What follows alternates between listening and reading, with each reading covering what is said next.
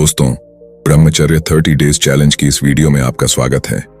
लेकिन स्वागत है सिर्फ उन लोगों का जिनके पास धैर्य है, जिनके पास कठोर संकल्प शक्ति है, जो हर समस्या का सामना कर सकते हैं, क्योंकि सभी युगों की सबसे प्रबल तपस्या होती है ब्रह्मचर्य।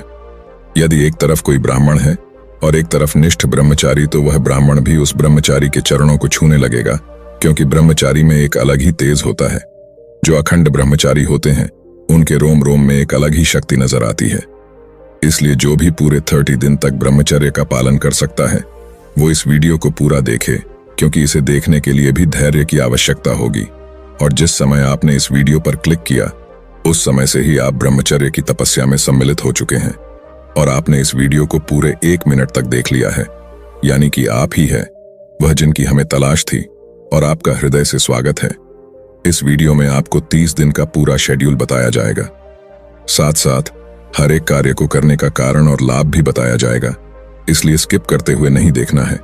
और इस शेड्यूल को फॉलो करने वालों को क्या क्या लाभ मिलेगा यह भी जान लो। नंबर 1, आपका ब्रह्मचर्य नहीं टूटेगा। नंबर 2, आपके शरीर में शक्ति का विकास होगा। नंबर 3, आप मानसिक रूप से बहुत मजबूत हो जाओगे। नंबर 4, आपके शरीर में टेस्टोस्टेरोन की मात्रा बहुत उच्च हो जाएगी। और नंबर 5, यदि आप 30 डेज चैलेंज को पूरा कर लेते हो तो आप उन 5% लोगों की गिनती में आ जाओगे जो बहुत ही आसानी से किसी भी आदत को त्याग देते हैं या अपना लेते हैं। क्योंकि साइंटिफिकली रिसर्च के अनुसार किसी भी आदत को अपनाने में या त्यागने में 21 दिन का समय लगता है, लेकिन हम अपने प्रयासों को 30 दिन तक करेंगे ताकि पूरे तरीके से हम इस आदत को अपना लें। अब हम पूरे स्केड्यूल की शुरुआत करते हैं ब्रह्म मुहूर्त से, क्योंकि महान विद्वानों और हमारे अनुभवों के अनुसार सुबह के यह 3 घंटे पूरे दिन को निर्धारित करते हैं। अर्थात सिर्फ ब्रह्म मुहूर्त में उठना ही आपके जीवन को 70% सफल बना देता है। लेकिन 1 या 2 दिन उठने से कुछ नहीं होता, आपको लगातार अभ्यास करना होता है। ब्रह्म मुहूर्त का समय यानी कि सूर्योदय होने से 90 मिनट पहले का समय ब्रह्म मुहूर्त कहलाता है। मतलब कि 4 से 5 तक का समय ब्रह्म मुहूर्त में आता है। तो हमारा पहला नियम है ब्रह्म मुहूर्त में उठना। इसके पश्चात सुबह के सभी प्राथमिक शुद्धता वाले कार्यों से मुक्त होकर कम से कम 30 मिनट व्यायाम करना है। 30 मिनट योगासन तथा 15 मिनट ध्यान पर बैठना है, अर्थात मेडिटेशन। अब आप व्यायाम करने से पहले 2 केले खा सकते हैं और व्यायाम में दंड बैठक लगा सकते हैं, पुशअप लगा सकते हैं, या इसके साथ और भी क्रियाओं को व्यायाम में शामिल कर सकते हैं। 30 मिनट व्यायाम करने के पश्चात 5 मिनट का आराम ले तथा फिर 30 मिनट योगासन करना है, जिसमें कम से कम 10 बार सूर्य नमस्कार कर पूरे स्टेप्स को दोहराना है। यदि आपको सूर्य नमस्कार नहीं आता तो किसी से इसके बारे में जानकारी ले, और व्यायाम के कारण सांसों का संतुलन होना ठीक हो जाएगा। अब यह 5 आसन जो ब्रह्मचारी के लिए बहुत आवश्यक होते हैं, तो इनका अभ्यास भी हम करने वाले हैं। पहला है पद्मासन, दूसरा है वज्रासन, तीसरा है सर्वांगासन, चौथा है मत्स्येंद्रासन और 5वां है हलासन। इन आसनों के अभ्यास से आपके शरीर की मांसपेशियां मजबूत होगी और स्वप्न दोष भी समाप्त हो जाएगा। एक और बात कि इन सभी व्यायाम और योग का अभ्यास करने से आपके शरीर में टेस्टोस्टेरोन की मात्रा 10% बढ़ती है, और टेस्टोस्टेरोन की मात्रा जिसके शरीर में जितनी ज्यादा होती है वह उतना ही बलवान होता है। अब यह सारे आसन करने से आपके शरीर का तापमान ज्यादा हो जाएगा, इसलिए 5 मिनट फिर से आपको शवासन करना है। इसके पश्चात कम से कम 15 मिनट मेडिटेशन करना ही है। लेकिन आप शुरुआत में ध्यान नहीं लगा सकते, क्योंकि आपके मन में बहुत ज्यादा विचार पहले से होंगे। इसलिए हम आपको ध्यान लगाने की 2 विधि बताते हैं। पहला है अपनी सांसों पर ध्यान को केंद्रित करना, यानी कि जब आप शांति से बैठे हो उसके पश्चात अनुलोम विलोम से या नॉर्मल सांसों की क्रिया से अपने ध्यान को अपनी सांसों पर केंद्रित करें। दूसरी विधि है अपने सामने ज्योति जलाकर दोनों आंखों के मध्य में दूरी बनाकर रख दे एवं अपने मन की आंखों से उस ज्योति को जलते हुए देखने का प्रयास करें।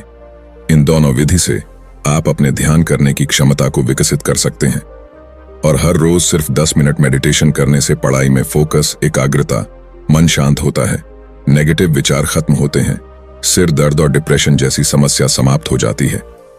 अब हमें स्नान करना है, और स्नान करने के पश्चात यदि आप मंदिर जा सकते हो तो अच्छी बात है, किंतु नहीं जा सकते तो आपको अपने घर में ही ईश्वर के नाम का दीपक लगाकर या अगरबत्ती लगाकर आपने जीवन में क्या करना है इस बात को ईश्वर के सामने रखें। और अब बात आती है सुबह की डाइट पर, कि हमें सुबह क्या खाना चाहिए, तो इसके लिए आपको रात में एक मुट्ठी मूंग की दाल या इसके अलावा और कोई भी दाल, एक मुट्ठी मूंगफली के बीज, 8 बादाम, 2 अंजीर, इन सभी को पानी में भिगोकर एक मुट्ठी चने और 8 काजू और किशमिश के साथ इनका सेवन करें।